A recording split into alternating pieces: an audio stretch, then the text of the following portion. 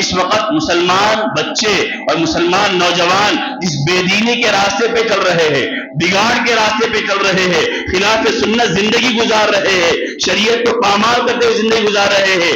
یہ بات اکثر آپ کے سامنے ذکر کی جاتی ہے کہ آپ مسلمان محلوں کا جائزہ لے کر دیکھیے کہ رات کے 2-2 3-3 بجے تک بیکار ہمارے نوجوان اور ہمارے بچے گلیوں میں بیٹھے ہوئے ہیں، کوئی کام نہیں ہے، اپنے وقت کو ضائع کر رہے۔ اس کی بنیادی وجہ یہ ہے کہ ماں باپ غافل بن کر جی رہے تھے، اور جس وقت ان کو اندر رکھنا تھا، گھر میں پکڑ کر سلانا تھا، ہم نہیں سلاتے رہے۔ نتیجہ یہ ہوا کہ بچہ ٹھیک ہو گیا، اب باپ بولے تو باپ کی سننے کے لیے تیار نہیں ہے، ماں منع کرے تو ماں کو جھڑک دے رہا، اور اپنے دوستوں کے ساتھ وقت گزاری کر کے اپنی زندگی کو تباہ کر رہا۔ سید الانبیاء والمرسلین محمد وآلہ واصحابہ اجمعین ومن تبعهم بإحسان إلى يوم الدين، أما بعد، قال الله تبارك وتعالى: أعوذ بالله من الشيطان الرجيم، بسم الله الرحمن الرحيم، يا أيها الذين آمنوا قوا أنفسكم وأهليكم نارا،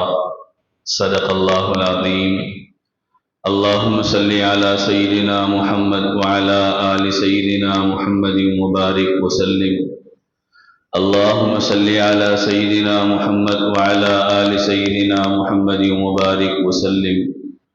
اللهم صل على سيدنا محمد وعلى آل سيدنا محمد وبارك وسلم۔ عزیزان محترم، معزز بزرگوں، قابل احترام بھائیوں، اولاد کی دینی تعلیم اور تربیت سے متعلق پیوستہ جمعہ آپ حضرات کے سامنے کچھ باتیں ذکر کی گئی تھی، یعنی گزشتہ جمعہ سے پہلے، کہ اولاد کی دینی تعلیم اور تربیت کی فکر کرنا والدین کی کیسی اہم ترین ذمہ داری ہے۔ اسی سے متعلق کچھ مزید باتیں ہیں کہ ہم اپنی اولاد کو دین کیسے سکھائیں اور دینی تربیت کیسے کریں، دین کا شوق، دین کا مزاج، دین کا جذبہ ان کے اندر کیسے پیدا کرے۔ اس سے متعلق کچھ رہنمائی والی باتیں کہ جن کو ہمیں ان حالات میں سمجھنا بہت ضروری ہے، کیونکہ بہت سے لوگ ہیں جو اپنی اولاد کی نافرمانی سے پریشان ہیں، ان کی بے دینی سے پریشان ہیں، اور ان کی دین کے خلاف بد اخلاقی والی زندگی سے پریشان ہیں کہ ہمارے بچے جو دن بدن بڑھتے جا رہے ہیں، لیکن اخلاق کے اعتبار سے، عمل کے اعتبار سے، دین کے اعتبار سے کمزور ہوتے جا رہے ہیں۔ اس کی وجہ کیا ہے اور اس کا سبب کیا ہے، اس کو ہم تلاش کرنے والے بنے۔ اولاد اللہ کی بڑی نعمت ہے، یقیناً اللہ کی بہت بڑی نعمت ہے۔ تربیت کرنا، صحیح سانچے میں ڈھالنا، یہ والدین کی اہم ترین ذمہ داری ہے۔ اس سے پہلے نبیوں کے واقعات بھی کچھ آپ کے سامنے ذکر کیے گئے تھے کہ نبی اللہ کے خاص بندے ہوتے، لیکن اس کے باوجود وہ اپنی اولاد کی تربیت کے بارے میں غافل نہیں رہتے تھے۔ اولاد کی تربیت کی فکر بہت اہتمام سے وہ لوگ کیا کرتے تھے۔ بہت سارے واقعات نبیوں کے مختصر انداز میں ذکر کیے گئے۔ نبی کریم صلی اللہ علیہ وسلم کا ایک مشہور ارشاد ہے کہ ما نحل والد ولدا من نحل من ادب حسن، کہ کسی باپ یا ماں نے اپنی اولاد کو حسن تربیت، حسن اخلاق سے بہترین کوئی تحفہ نہیں دیا۔ یعنی سب سے بہترین تحفہ جو ماں باپ کا اپنی اولاد کو ہوتا ہے وہ اچھے اخلاق کی تربیت کا تحفہ ہوتا ہے، وہ بہترین زندگی گزارنے کے طور طریقوں کا تحفہ ہوتا ہے۔ وہ دنیا میں اپنی اولاد کو ایسا بناتے ہیں کہ دنیا میں بھی وہ کامیاب ہو جائے اور آخرت کے اعتبار سے بھی وہ کامیاب ہو جائے۔ تو اللہ کے نبی نے فرمایا یہ والدین کی طرف سے اولاد کو ملنے والا بہترین تحفہ ہے۔ ظاہر کی چیزوں پہ ہم توجہ دیتے ہیں، لیکن ایمان اور عمل کی چیزوں پہ ہم لوگ توجہ نہیں دیتے، اور بچپن سے جن چیزوں کا خیال رکھنا ہے ان چیزوں کا ہم خیال نہیں رکھتے۔ بعد میں جب ٹہنی مضبوط درخت کی شکل بن جاتی ہے اور پھر وہ کسی طرف مڑنے کے قابل نہیں رہتی، اس وقت ہم پریشان ہوتے ہیں۔ جب بچہ سمجھ سکتا ہے، سدھر سکتا ہے اور صحیح سانچے میں ڈھل سکتا ہے، اس وقت عام طور پر ہماری توجہ نہیں رہتی۔ ایک محاورہ بھی ہے کہ العلم فی الصغر کالنقش فی الحجر، کہ بچپن کی تعلیم ایسی ہے جیسے پتھر کی لکیر ہوتی ہے جو مٹنے والی نہیں ہوتی۔ بچپن انسان کا، بچے کا خالی و زہر ہوتا ہے، سادہ دماغ ہوتا ہے، سادہ دل ہوتا ہے. جو چیز ہم لکھیں گے، جو چیز ہم اس کے اندر بھریں گے، وہی پوری زندگی ہمیشہ موجود رہے گی اور کبھی مٹنے والی نہیں بنے گی. اور نبی کریم صلی اللہ علیہ وسلم نے اس طرف بہت اہتمام سے توجہ بھی دلائی کہ کیسے درجہ بدرجہ بچپن سے لے کے بچہ جب تک قابل نہیں بن جاتا کیسے ان کی نگرانی اور پرورش کرنا ہے. دنیا کی ہر ماں باپ کی خواہش ہوتی ہے کہ ہماری اولاد نیک ہو، آنکھوں کی ٹھنڈک بنے. اور اللہ تبارک و تعالیٰ نے قرآن کریم میں سورہ فرقان کے اندر اپنے نیک بندوں کی جو صفات ذکر کی ہے ان میں سے ایک صفت یہ ہے وَالَّذِينَ يَقُولُونَ رَبَّنَا هَبْ لَنَا مِنْ أَزْوَاجِنَا وَذُرِّيَّاتِنَا قُرَّةَ أَعْيُنٍ وَاجْعَلْنَا لِلْمُتَّقِينَ إِمَامًا. کہ اللہ کے نیک بندے یہ دعا کرتے کہ اے اللہ ہماری اولاد کو اور ہمارے گھر والوں کو ہماری آنکھوں کی ٹھنڈک بنا. یعنی یہ دعا ہونا کہ ہماری اولاد آنکھوں کی ٹھنڈک بنے. اور اولاد آنکھوں کی ٹھنڈک بنے گی کیسی؟ وہ والدین کی اطاعت گزار ہو، فرما بردار ہو اور ان کے مرضی اور منشے کے مطابق زندگی گزارنے والی ہو. تو اس اولاد کے طرز عمل سے ماں باپ کو سکون ملتا ہے، ماں باپ کو خوشی ہوتی ہے اور ماں باپ کو اطمینان حاصل ہوتا ہے. تو اولاد کی نیکی چاہنا، اولاد کی خوشحالی چاہنا، اولاد کے ذریعے سکون حاصل کرنے کی تمنا کرنا، یہ اللہ کے نیک بندوں کا طرز ہے اور نیک بندوں کا عمل ہے. لیکن اس کے لیے وہ لوگ مجاہدے کرتے تھے. جیسے بچہ پیدا ہوتا ہے تو پیدا ہونے سے لے کے بچہ بڑا ہونے تک مختلف جو مرحلے زندگی کے ہیں وہ اس پر نگرانی کیا کرتے تھے. بچہ پیدا ہوتا ہے تو شریعت کا حکم یہ ہے کہ اس کے ایک کان میں اذان دی جائے، دوسرے کے دائیں کان میں اذان دی جائے، بائیں کان میں اقامت دی جائے. 7 دن کا ہو جائے تو اس کا اچھا نام رکھے، اس کا عقیقہ کرے، تحنیک کرے. بچہ پیدا ہونے کے بعد اذان دے اور کان میں اقامت دینے کے بعد تحنیک کرنے کا حکم ہے.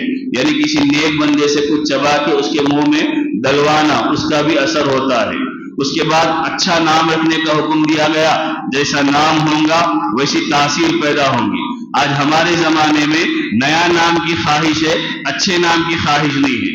نیا نام ہونا جو ہمارے خاندان میں نہیں رہنا، محلے میں نہیں رہنا، جان پہچان میں نہیں رہنا، ایسا نام ہونا چاہیے چاہے اس نام کے کوئی اچھے معنی نہ ہو، اس سے کوئی ہمیں مطلب نہیں ہے. بالکل عجوبہ والا نام ہونا. اللہ کے نبی صلی اللہ علیہ وسلم فرمایا کہ تم اپنے بچوں کے اچھے نام رکھو، اس نام کی تاثیر ہوتی ہے.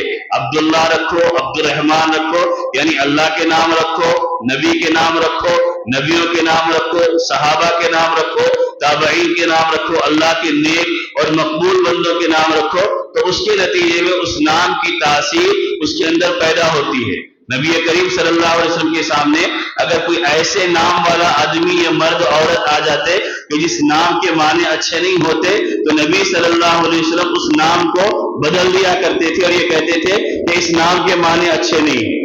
ہم نام ڈھونڈتے ہیں، نام رکھنا چاہتے ہیں تو ایک تو یہ کہ آج کمپیوٹر سے ہم تلاش کر لیتے ہیں کہ جس میں اردو کا الگ مطلب ہوتا ہے، انگلش کا الگ مطلب ہوتا ہے، اور ہمارے ذہن میں پہلے سے ایک نام بیٹھا ہوا ہے. ہم لیتے ہیں علماء سے جا کر نام، لیکن ہم یہ چاہتے ہیں کہ ایسا نام دیا جائے جو سب سے الگ تھلگ ہو. تو اب ظاہر سی بات ہے کہ اگر الگ تھلگ نام دیکھیں گے جو اللہ کے ناموں میں نہیں، نبی کے ناموں میں نہیں، صحابہ کے ناموں میں نہیں، دینداروں کے ناموں میں نہیں، تو ممکن ہے کہ وہ نام تو آپ کو مل جائے گا لیکن تاثیر والا نام نہیں ملے گا. تو اولاد کو اگر دیندار بنانا ہے تو یہاں سے فکر کرنے کی ہے کہ ہم نام دے تو ایسا نام دے کہ جو اس کی اچھی زندگی پہ دلالت کرنے والا ہو، جو اس کی اچھی زندگی کی طرف رہنمائی کرنے والا ہو. اس کے بعد عقیقہ کرنے کا نبی نے حکم دیا اور اللہ کے نبی نے فرمایا جب تک عقیقہ نہیں کیا جاتا گویا کہ بچہ گروی ہوتا ہے، اور جب عقیقہ کر دیا جاتا تو وہ آزاد ہو جاتا ہے. گروی رکھنے کا مطلب آپ جانتے ہیں کہ وہ ملکیت تو آپ کی ہوتی ہے لیکن صحیح فائدہ آپ اٹھا نہیں سکتے. کسی کے پاس آپ کا مال، آپ کا سونا وغیرہ رکھا ہوا ہوتا ہے. تو اللہ کے نبی صلی اللہ علیہ وسلم نے اپنے نواسوں کا، حضرات حسنین کا بھی عقیقہ فرمایا اور اللہ کے نبی صلی اللہ علیہ وسلم نے بھی ان کی تحریک فرمائی اور امت کو بھی یہ تعلیم دی. اور آج ہمارے پاس کیا ہے؟ عقیقہ کرنا ہم لوگ نہیں چاہتے، چلا چھٹی کرنا چاہتے ہیں جس کی شریعت میں تعلیم نہیں ہے اور جس کی نبی صلی اللہ علیہ وسلم کی طرز عمل سے کوئی ہدایت نہیں ہے. یعنی ہم بچپن سے بچوں کو اس انداز میں چلا رہے کہ جہاں بچوں کا دینی مزاج نہ بنے، بچوں کا دینی ذوق نہ بنے، بچوں کے اندر دین کا جذبہ پیدا نہ ہو، وہ بچہ پیدا ہونے کے بعد سے لے کر بڑا ہونے تک ایسے ہی راستہ ماں باپ دکھاتے جا رہے کہ جس میں بچوں کو سامنے دین کی اہمیت نہیں آ رہی، شریعت کی اہمیت نہیں آ رہی، شریعت کی تعلیمات کی اہمیت نہیں آ رہی۔ اگر ہم بچوں کو دیندار بنانا چاہتے ہیں تو اس کے مطابق بچوں کی تربیت کرے، جیسے نبی صلی اللہ علیہ وسلم نے کر کے بتائی تھی۔ جیسے عقیقہ کرنا ہے، یہ جو غیر ضروری رسمیں ہیں، چھلے اور چھٹی کے نام سے آپ اس کو ختم کیجئے، آپ دعوت بھی آپ کی ہو جائے گی اور سنت بھی آپ کی ہو جائے گی۔ اور علماء نے لکھا ہے کہ جس بچے کا عقیقہ کر دیا جاتا ہے پھر وہ بلاؤں سے، مصیبتوں سے، آفات سے محفوظ رہتا ہے۔ ہم سنت کے مطابق اعمال انجام نہیں دیتے، اس کے بعد بچے بگڑتے ہیں، ظاہری اعتبار سے، باطنی اعتبار سے، جسمانی اعتبار سے، روحانی اعتبار سے ہم پریشان ہوتے ہیں، جبکہ ہم کو شریعت نے ایسے آسان طریقے، گر اور انداز عطا فرمائے کہ جس پر عمل کرنے کے نتیجے میں ہم بچپن سے بچوں کو صحیح راستے پہ ڈھال سکتے ہیں۔ تو یہ ابتدائی اور بنیادی کام کہ بچوں کا نام اچھا رکھنا، عقیقہ کرنا، خلاف شریعت جو رسم و رواج انجام دیے جا رہے ہیں اس کو ختم کرنا۔ اگر دعوت کی خواہش ہی ہے، عقیقے کے نام سے دعوت کی جائے، 7 دن میں عقیقہ کرنا ہے، اگر 7 دن میں نہیں کر سکے 14 دن میں کر سکتے ہیں، 14 دن میں نہیں کر سکے 21 دن میں کر سکتے ہیں۔ یہ عقیقے کی لمٹ ہے، 21 دن آخری ہے کہ اگر 21ویں دن میں بھی آپ کریں گے تو مسنون عقیقہ کہلایا جائے گا۔ اس کے بعد اگر نہیں کرے، بعد میں کبھی بھی کریں گے تو ایک عقیقہ ادا ہو جائے گا، لیکن جو اہمیت ان دنوں میں ہے اس کے بعد والے دنوں میں نہیں آئے گی۔ ایک عقیقہ گویا کہ شکرانہ ہے کہ اللہ تبارک و تعالیٰ نے اولاد کی شکل میں ایک نعمت عطا فرمائی ہے۔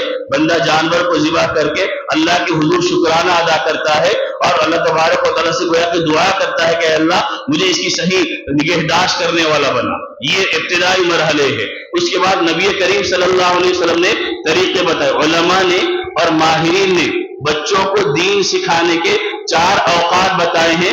4 وقت وہ ہے کہ جس وقت اگر آپ بچوں پر تھوڑی سی توجہ دے کر سمجھائیں گے، بتائیں گے تو وہ باتیں بچوں کے ذہن و دماغ میں بیٹھ جاتی ہے۔ یہ ہم کیسے اپنے بچوں کو دیندار بنائیں؟ بعد میں رونے سے اور بعد میں شکوہ اور شکایت کرنے سے یہ لاکھ درجے بہتر ہے کہ ہم اپنی ذمہ داری کو اس کے ابتدائی دور سے پوری کرنے والے بنے، تو انشاءاللہ ہماری اولادیں ہمارے لیے آنکھوں کی ٹھنڈک کا ذریعہ اور سبب بنیں گی۔ تو علماء نے اور ماہرین نے لکھا ہے کہ 4 وقت وہ ہے کہ جس وقت آپ بچے کو سمجھائیں گے تو اس کا ذہن جلدی آپ کی بات کو قبول کرنے کے لیے تیار ہوتا ہے۔ پہلا وقت وہ ہے کہ جب بچہ کھانا کھا رہا ہو اس وقت بچے کو دین کی بنیادی چھوٹی چھوٹی باتیں سکھانا۔ اللہ کے نبی صلی اللہ علیہ وسلم سے اس کا ثبوت بھی ہے کہ حضرت عمر بن ابی سلمہ رضی اللہ عنہ چھوٹے صحابی ہے، حضرت ام سلمہ کے بیٹے جو نبی کریم صلی اللہ علیہ وسلم کی زوجہ مطہرہ تھی، دوسروں سے ان کی اولاد تھی، وہ نبی کی پرورش میں تربیت میں آئے۔ ایک مرتبہ نبی صلی اللہ علیہ وسلم کے ساتھ کھانے کے لیے بیٹھے ہوئے ہیں، وہ فرماتے ہیں کہ میں چھوٹا بچہ تھا، میں نبی کے ساتھ کھا رہا تھا تو میرا ہاتھ نبی کی پلیٹ میں ادھر ادھر جا رہا تھا، کبھی میں ادھر سے نیوالا نکال لیا، کبھی ادھر سے نیوالا لے کے کھا رہا ہوں۔ تو اس وقت نبی صلی اللہ علیہ وسلم نے مجھے 3 باتوں کی نصیحت فرمائی۔ پہلے فرمایا سم اللہ وکل مما یلیک وکل بیمینک۔ اللہ کے نبی نے 3 باتیں فرمائی۔ پہلے فرمایا کہ اللہ کا نام لے کر کھاؤ، دوسرے نمبر پر اللہ کے نبی نے فرمایا تمہارے سامنے دائیں ہاتھ سے کھاؤ، پہلے اللہ کا نام لے کر کھاؤ، دوسرا سیدھے ہاتھ سے کھاؤ، اور تیسرا تمہارے سامنے جو کھانا ہے وہ کھانا کھاؤ، ادھر ادھر اپنے ہاتھ کو مت پھیلاؤ اور اپنے ہاتھ کو مت پھراؤ۔ وہ کہتے ہیں کہ اب میں پوری زندگی اسی پر عمل کرتا رہا کہ سیدھے ہاتھ سے کھانا کھانا اور بسم اللہ پڑھ کر کھانا کھانا اور اپنے سامنے سے کھانا کھانا۔ کھاتے وقت نبی صلی اللہ علیہ وسلم نے یہ نصیحت کر کے بتائی اور وہ فرماتے ہیں کہ اب وہ بات میرے ذہن و دماغ میں بیٹھ گئی۔ اب میں اور آپ جائزہ لے کر دیکھیں کہ ہم اپنے بچوں کے ساتھ کھاتے ہیں تو کیا ان باتوں کی رعایت کرتے ہیں یا نہیں کرتے ہیں۔ کھانا کھانے کا ادب یہ ہے کہ سر پہ ٹوپی لگا کر کھایا جائے، عزت و احترام کے ساتھ کھایا جائے، عاجزی والا نمونہ ہو۔ اللہ کے نبی نے فرمایا انا آکل کما یاکل الغلام، میں ایسے کھاتا ہوں جیسے غلام کھاتا ہے۔ میرے کھانے کے طرز میں بھی فخر نہیں ہوتا، تکبر نہیں ہوتا کہ پیر پہ پیر ڈال کے کھانا کھا رہے۔ آپ جا کے ہوٹل میں ناشتہ کر رہے یا ہوٹل میں کھانا کھا رہے تو بعض اوقات دیکھنے میں آتا کہ اپنا پیر پہ ڈال کے کھانا کھا رہے. یہ طرز بندوں کا طرز نہیں ہے, یہ فخر والی صفت ہے, یہ عاجزی والی صفت یہ ہے کہ بندہ جھک کر اللہ کا نام لے کر اللہ کا شکر بجا لاتے ہوئے کھانے والا بنے. اللہ کے نبی نے فرمایا جب تم پانی پینے لگو تو پانی پینے سے پہلے بسم اللہ پڑھو اور پانی پینے کے بعد الحمدللہ کہو. حضرت عائشہ صدیقہ رضی اللہ عنہ کا قول ہے کہ جو اطمینان کے ساتھ پانی پی لے اور اطمینان کے ساتھ پانی اس کا نکل جائے, پیشاب اس کو آ جائے, تو اس پر واجب ہے کہ وہ اللہ کا شکر ادا کرنے والا بنے. تو اللہ کے نبی نے بتایا کہ اس انداز میں تم اپنے بچوں کو دین سکھانے والے بنو. اس وقت بچوں کو بتاؤ کہ تمہارے نبی کیسے کھاتے تھے, تمہارے نبی کا انداز کیا تھا, کہ بچہ ہمیشہ زندگی میں جہاں کھائے گا جب کھائے گا نبی کی ان سنتوں کے مطابق کھانے والا بنے گا, نبی کے اس طریقے کے مطابق کھانے والا بنے گا. نہ ہم کھاتے ہیں طریقے سے, نہ ہم اپنے بچوں کو کھلاتے ہیں. ایک مرتبہ با صحابہ ہمارا طریقہ کیسا ہے, ایک بیٹا آیا الگ کھا لیا, دوسرا بیٹا آیا الگ کھا لیا, تیسرا بیٹا آیا الگ کھا لیا. جس کو بعض اوقات ٹھیک ہے دن کے ایک وقت تو ایسا ہونا چاہیے کہ جس میں ایک دستر بچھے اور گھر کے سارے افراد بیٹھ کر کھانے والے بنے. صبح کا وقت جلدی کا ہوتا ہے, الگ الگ کھا کر چلے گئے. دوپہر کا وقت مشغولیت کا ہوتا ہے, اس میں بھی ممکن ہے الگ الگ کھا کر چلے گئے. لیکن شام کا وقت تو فرصت کا وقت ہوتا ہے, اس وقت اجتماعی طور پر کھانا کھانا چاہیے تاکہ ہم اپنے بچوں کی کوئی نگرانی بھی کرنے والے بنے. اللہ کے نبی صلی اللہ علیہ وسلم سے بعض صحابہ نے ایک مرتبہ شکایت کی کہ اللہ کے نبی ہم کھانا کھاتے ہیں لیکن ہمارا پیٹ نہیں بھرتا, ہم سیراب نہیں ہوتے. تو اللہ کے نبی نے فرمایا شاید تم الگ الگ بیٹھ کر کھاتے ہوں گے اس واسطے تمہارے کھانے میں تم کو پیٹ نہیں بھرتا. پھر اللہ کے نبی نے فرمایا تم اکٹھا ایک ساتھ بیٹھ کر کھاؤ اور دعا پڑھ کر کھاؤ, اللہ تمہارے کھانے میں برکت عطا فرمائے گا. یہ نسخہ نبی صلی اللہ علیہ وسلم نے عطا فرمایا. میرے بزرگوں میرے بھائیوں, ہم بچوں کو دیندار, یہ شریعت پر چلنے والا, سنت پر چلنے والا بنانا چاہتے ہیں. ان طریقوں کو زندگی میں اپنانے والے بنے, ان طریقوں کو اختیار کرنے والے بنے, ان طریقوں کو اپنی زندگی میں لاگو کر کے اپنے بچوں کے لیے ایک مثال نمونہ بننے والے بنے. ہم کھا رہے بے احترامی کے ساتھ کھا رہے, ہم کھا رہے بغیر دعا پڑھ کے کھا رہے, ہم کھا رہے نہ کھانے سے پہلے کی دعا ہم کو معلوم ہے نہ کھانے کے بعد کی دعا ہم کو معلوم ہے. تو ہم اپنے بچوں کو کیا سکھائیں گے؟ اس بچے کے دل میں دعا کی اہمیت کیا آئے گی؟ اس بچے کے دل میں کھانے کے برکت ہونے اور کھانے کے اللہ کا رزق ہونے کی عظمت کیسے پیدا ہوگی؟ وہ نوالا اور کھانے اور برتن کو صاف کر کے کیسے کھانے والا بنے گا؟ اللہ کے نبی نے فرمایا کہ تم کھانا کھاؤ تو برتن کو پورا صاف کر کے کھانا کھانے والے بنو. آپ پریکٹیکل عملی طور پر سکھائیں گے تو وہ زندگی اثر انداز ہونے والی بنے گی. تو پہلا وقت جو بچے ہماری بات کو قبول کرتے ہیں وہ کھانا کھاتے وقت ہم چھوٹی چھوٹی باتیں دین کی سکھائے, اخلاق کی سکھائے, آداب کی سکھائے, طور طریقوں کی سکھائے, محبت کی سکھائے, اچھا رہنے کی تعلیم دینے والے بنے, نبی کی سنتیں نبی کی دعائیں ان کو سکھانے والے بنے. دوسرا وقت جب بچہ آپ کے ساتھ گاڑی پر سوار ہو سفر کی حالت میں, وہ ماہر نے لکھا ہے کہ اس وقت بھی جلدی وہ قبول کرتا ہے, کیونکہ عام طور پر ہمارا اپنا تجربہ ہے, ہم بچے کو گاڑی پہ بٹھا کے لے جاتے ہیں تو بچہ پوچھتا ہے کہ یہ کیا ہے, یہ کیا ہے, یہ کیا ہے, آپ بتاتے ہیں کہ یہ چیز وہ ہے, یہ چیز وہ ہے, وہ یاد بھی رکھتا ہے اور گھر جانے کے بعد بولتا ہے ہم اس راستے سے آئے تھے, ہم نے یہ دیکھا یہ دیکھا. اور اللہ کے نبی صلی اللہ علیہ وسلم نے سکھا کے بتایا. حضرت عبداللہ بن عباس رضی اللہ عنہ فرماتے ہیں کہ ایک مرتبہ میں نبی صلی اللہ علیہ وسلم کے ساتھ سواری میں پیچھے بیٹھا ہوا تھا. اللہ کے نبی صلی اللہ علیہ وسلم نے مجھ سے فرمایا یا غلام انی اعلمک بکلمات, اے بچے میں تم کو کچھ باتیں سکھاتا ہوں, تم اچھی طرح اس کو یاد کر لینا. پھر وہ فرماتے کہ اللہ کے نبی صلی اللہ علیہ وسلم نے سواری پہ سوار ہونے کی حالت میں مجھے بنیادی باتیں سکھائی. پہلی بات یہ سکھائی احفظ اللہ, کہ تم اللہ کے حقوق کی رعایت کرنے والے بنو, اللہ تمہاری حفاظت کرے گا. اور اللہ کی باتوں کا اہتمام کرنے والے بنو, تم اللہ کو اپنے سامنے پاؤ گے, اس کے احسانات, اس کے انعامات تمہارے ساتھ ہوں گے. پہلی بات اللہ کے نبی نے یہ سکھائی. دوسری بات اللہ کے نبی نے فرمایا وَإِذَا سَأَلْتَ فَاسْأَلِ اللَّهَ, جب بھی تمہیں مانگنا ہو, کوئی ضرورت پیش آ جائے تو تم صرف اللہ سے مانگو. اس کے بعد تیسری بات اللہ کے نبی نے فرمائی وَإِذَا اسْتَعَنْتَ فَاسْتَعِنْ بِاللَّهِ, جب تمہیں مدد کی ضرورت پیش آ جائے تو تم اللہ سے مدد طلب کرنے والے بنو۔ پھر چوتھی بات اللہ کے نبی نے سکھائی، یاد رکھو اگر پوری دنیا مل کر تم کو فائدہ پہنچانا چاہے اور تمہاری تقدیر میں فائدہ لکھا ہوا نہیں ہے تو کوئی تم کو فائدہ نہیں پہنچا سکتا، اور پوری دنیا مل کر تم کو نقصان پہنچانا چاہے اور تمہاری تقدیر میں نقصان لکھا ہوا نہیں ہے تو کوئی تم کو نقصان نہیں پہنچا سکتا۔ اللہ کے نبی نے سواری کی حالت میں ان چھوٹے بچے کو ساری بنیادی دین کی باتیں سکھا دی۔ اللہ کی حفاظت کرنا یعنی اللہ کے دین کی حفاظت کرنا، اللہ کی رعایت کرنا، اللہ کے حقوق کی رعایت کرنا، مانگنا ہے تو اللہ سے مانگنا، مدد طلب کرنا ہے تو اللہ سے مدد طلب کرنا، نفع نقصان کا مالک سمجھنا ہے تو اللہ سے سمجھنا، بچپن میں نبی پاک صلی اللہ علیہ وسلم نے اس طرح سکھا کر بتایا۔ تیسری چیز، جب تفریح کے لیے ہم نکلتے ہیں اس موقع پر بھی بچوں کو سکھانا یہ بھی فائدہ دیتا ہے۔ اور چوتھا موقع وہ ہے جب بچہ رات کو سونے کے لیے بستر پر لیٹتا ہے تو اس وقت اس کو دین سکھانا، صحابہ کے واقعات سنانا، نبی کی سیرت کو سنانا۔ آج دنیا میں لوگ کہانیاں سناتے ہیں یا کہانیوں کے ویڈیوز نکال کر اور کارٹون نکال کر بچے کو دیتے ہیں کہ دیکھتے دیکھتے سو جائیں، کیونکہ ہم جس دور میں گزر رہے ہیں باپ رات کو بستر پر لیٹا ہوا ہے، موبائل دیکھتے ہوئے لیٹا ہوا ہے، ماں بستر پر سونے کے لیے آئی ہوئی ہے تو سیریل دیکھتے ہوئے سو رہی ہے، اور بچہ بیچارہ وہ ہے کبھی ادھر جا رہا کبھی ادھر جا رہا، کبھی ادھر پھر رہا کبھی ادھر پھر رہا، اس کو کوئی دین سکھانے والا نہیں ہے۔ دن بھر ہم اپنے کام میں رہ گئے، اپنی مشغولیات میں رہ گئے، اور ہم نے بچے کو جس وقت دین سکھانا تھا اور دین کی باتوں کو بتانا تھا، کیونکہ وہ وقت وہ ہوتا ہے کہ بچے عموماً بچوں کی فطرت میں مزاج میں یہ ہوتا ہے وہ کہانیاں سنتے ہیں، وہ لوریاں سنتے ہیں، ان کہانیوں سے متاثر ہوتے ہیں اور وہی کہانیاں پھر پوری زندگی یاد رہتی ہے۔ وہ موقع وہ ہے جہاں نبی کی سیرت کو سنایا جائے، وہ موقع وہ ہے کہ چھوٹے صحابہ نے نبی کی اطاعت میں کیسے اپنے آپ کو پیش کیا اور کیسے قربانیاں دی ان بچوں کو سکھایا جائے۔ ہم اپنی زندگی کے اسٹائل کو، انداز کو بدلنے والے بنے۔ اگر ہم دین کے سانچے میں ڈھلیں گے، یاد رکھیے ہماری اولادیں دیندار بنے گی۔ اگر ہم بے دین بن کر جیتے رہیں گے ہماری اولادیں بے دین بنے گی، پھر وہ اولادیں ماں باپ کے لیے اذیت کا ذریعہ بنے گی، اولاد کے ماں باپ کے لیے تکلیف کا ذریعہ بنے گی۔ آپ شکوہ شکایتیں کرتے پھریں گے کہ میرا بچہ نماز نہیں پڑھ رہا، میرا بچہ میرے سامنے زبان درازی کر رہا، میرا بچہ میری بیوی کو، میری اپنی ماں کو جھڑک رہا، تانے دے رہا۔ اس کی بنیادی وجہ یہ ہے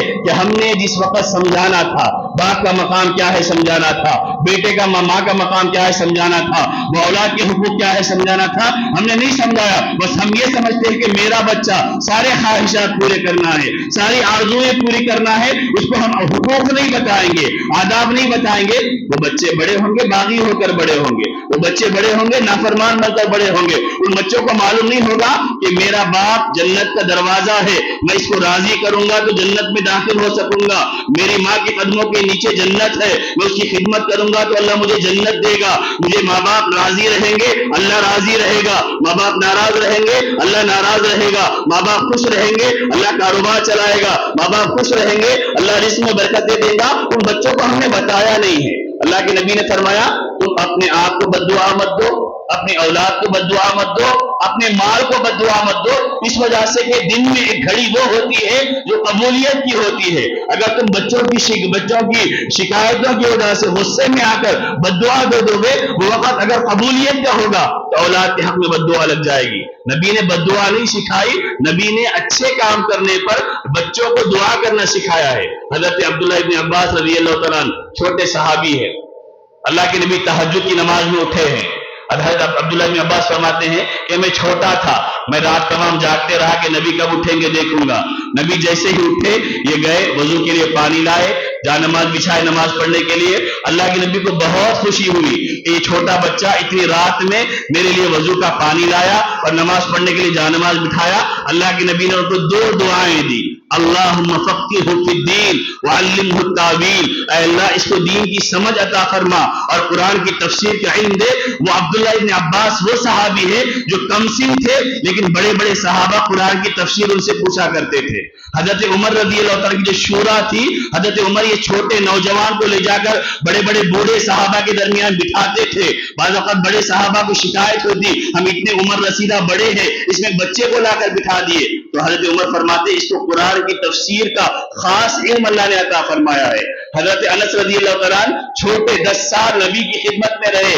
نبی نے کبھی ان کو اٹھ تک نہیں کہا, جھڑکا تک نہیں, بلکہ ایک موقع پر ان کی ماں نے یہ کہا تھا کہ میرے بیٹے کے لیے دعا فرما دیجئے, تو اللہ کے نبی نے دعا فرمائی, اللہم اکثر مالہ وولدہ وبارک فی ملہ ما آتیتہ, اے اللہ اس کے مال میں برکت دے, اس کی اولاد میں برکت دے, اور جو کچھ اس کو عطا کرے اس میں برکت دے. حضرت انس فرماتے ہیں کہ میں نبی صلی اللہ علیہ وسلم کی دعا کے برکت کا اثر یہ ہوا کہ میری آنکھوں کے سامنے میری اولادوں میں اور اولادوں کی اولادوں میں سے 100 سے زائد لوگ انتقال کر گئے, اور میرا باغ وغیرہ سال میں 2 مرتبہ پھل دیا کرتا تھا.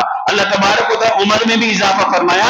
تو دعائیں سکھائی نبی صلی اللہ علیہ وسلم نے. میرے بزرگوں, میرے بھائیوں, اس وقت مسلمان بچے اور مسلمان نوجوان اس بے دینی کے راستے پہ چل رہے ہیں, بگاڑ کے راستے پہ چل رہے ہیں, خلاف سنت زندگی گزار رہے ہیں, شریعت کو پامال کرتے ہوئے زندگی گزار رہے ہیں. یہ بات اکثر آپ کے سامنے ذکر کی جاتی ہے کہ آپ مسلمان محلوں کا جائزہ لے کر دیکھیے کہ رات کے 2-2, 3-3 بجے تک بیکار ہمارے نوجوان اور ہمارے بچے گلیوں میں بیٹھے ہوئے ہیں, کوئی کام نہیں ہے, اپنے وقت کو ضائع کر رہے. اس کی بنیادی وجہ یہ ہے کہ ماں باپ غافل بن کے جی رہے تھے, اور جس وقت ان کو اندر رکھنا تھا, گھر میں پکڑ کر سلانا تھا, ہم نہیں سلاتے رہے. نتیجہ یہ ہوا کہ بچہ ٹھیک ہو گیا. اب باپ بولے تو باپ کی سننے کے لیے تیار نہیں ہے, ماں منع کرے تو ماں کو جھڑک دے رہا, اور اپنے دوستوں کے ساتھ وقت گزاری کر کے اپنی زندگی کو تباہ کر رہا. مسلمان بچوں کے اندر نشہ بڑھتے جا رہا, مسلمان بچے نشے کے عادی ہوتے جا رہے, بالکل چھوٹی عمروں سے عادی ہوتے جا رہے. مسلم آبادیاں ہمارے لیے کلنگ بنی ہوئی ہے کہ ہمارے نوجوان بچے تعلیم کے میدان میں پیچھے, علم کے میدان میں پیچھے, صلاحیتوں کو لگانے کے میدان میں پیچھے, ہر اعتبار سے جذبہ دکھانے کے اعتبار سے پیچھے. یہ امت کا حال بنتے جا رہا. اس کے ذمہ دار والدین ہے, اس کے ذمہ دار سرپرست ہے, کہ جن کو اللہ تبارک و تعالیٰ نے وقت پر تربیت کرنے کی ذمہ داری سونپی تھی, انہوں نے وقت پر تربیت نہیں کی. وہ لاڑ میں, پیار میں, محبت میں, چاہت میں نظر انداز کرتے رہے, یہاں تک کہ جب دماغ پختہ ہو گیا اور دل مضبوط ہو گیا, اب آپ بدلنا چاہیں گے تو بدلنے کے لیے تیار نہیں ہوگا. اس کو اس کے ماحول نے خراب کر دیا, صحبتوں نے خراب کر دیا, دوستوں نے خراب کر دیا, مجلسوں نے خراب کر دیا. آپ نگرانی نہیں کرتے رہے,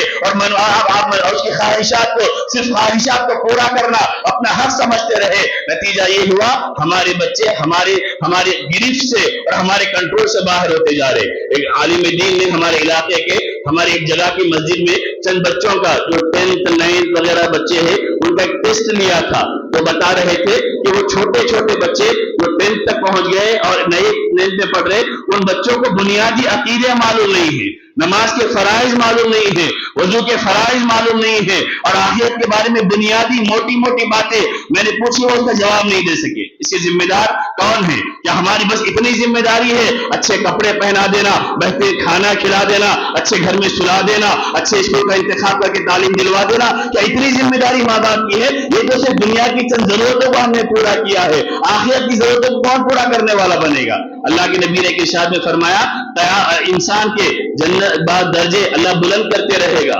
وہ کہے گا کہ اللہ یہ درجے میرے کیوں بلند ہو رہے؟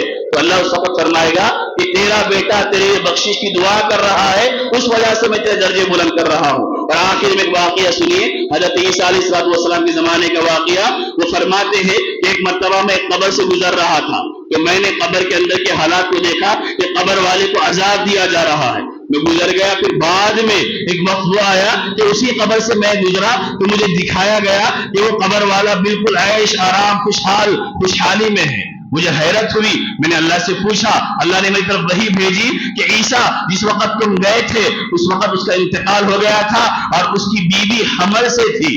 اس کے بعد جب تم بعد میں آئے, اس کی بیوی کو بیٹا پیدا ہوا, اس نے اس کی تربیت کی اور اس کی پرورش کی, بچہ اس قابل ہو گیا کہ وہ اللہ کا نام لینے والا بنے. اس نے پہلی مرتبہ اپنے منہ سے بسم اللہ الرحمن الرحیم پڑھا, تو مجھے اتنا اچھا لگا کہ میں نے یہ سوچا کہ جس کا بیٹا زمین کے اوپر میرا نام لے, اس کے باپ کو زمین کے نیچے عذاب دوں, مجھے اچھا نہیں لگا. میں نے اس بچے کے بسم اللہ پڑھنے کی برکت سے باپ کے عذاب کو کم کر دیا اور عذاب کو ختم کر دیا. تو دین سکھانا ہماری ذمہ داری ہے, اپنی نسلوں کی حفاظت کرنا اور اس بات کا اطمینان لینا کہ میری نگاہوں کے سامنے میرا بچہ نماز چھوڑنے والا نہ بنے. باہر ہمارے بچے رہتے ہیں, कितने माँ बाप है जो अपने बच्चों से बात करते हैं तो पूछते हैं कि बेटा जॉब कैसी चल रही, खाना कैसा चल रहा, सहूलत है या नहीं है। लेकिन कितने माँ बाप है जो उनसे ये पूछते हैं कि तुम्हारी नमाजें हो रही या नहीं हो रही, तुम्हारी सोहबतें सही है या नहीं है, तुम दीनी इज्तिमात में शरीक हो रहे या नहीं हो रहे, उलमा के साथ मिलते जुलते रह रहे तो नहीं रह रहे, कहीं ऐसा तो नहीं है कि बाहर का माहौल, आजादी, माँ बाप की दूरी उनको गाफिल तो नहीं कर दे रही। ये जिम्मेदारी है। अगर हम इस जिम्मेदारी को समझते समझेंगे, पूरी करेंगे तो इंशाअल्लाह हमारी औलादे, कुरान में जो अल्लाह के नेक बंदों की सिफत जिक्र की गई, आंखों की ठंडक बनना, अल्लाह हमारी औलादों को आंखों की ठंडक बनाएगा। दुआ फरमाए कि अल्लाह तबारक व तआला सही इल्म अमल की तौफीक अता फरमाए। व आखिर दावाना अनिल हम्दुलिल्लाहि रब्बिल आलमीन।